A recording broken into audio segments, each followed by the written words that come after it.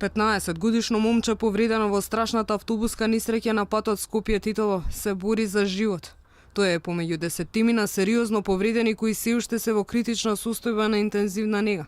Дел од нив се во градската општа болница 8 септември, а останатите се хоспитализирани на државните клиники.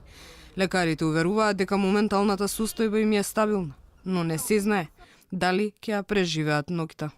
15-годишното момче и 40-годишниот пациент. Синоќа заради влошување на состојбата и губење на крв, анемизирање, беше индициран оперативен третман, односно беа внесени во оперативниот протокол.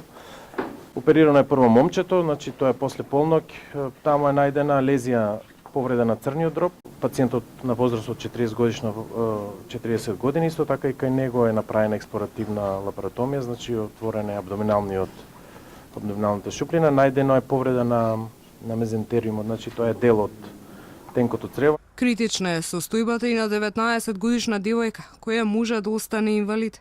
Се уште не се знае како ќе продолжи третманот. Ногата ѝ е згмечена.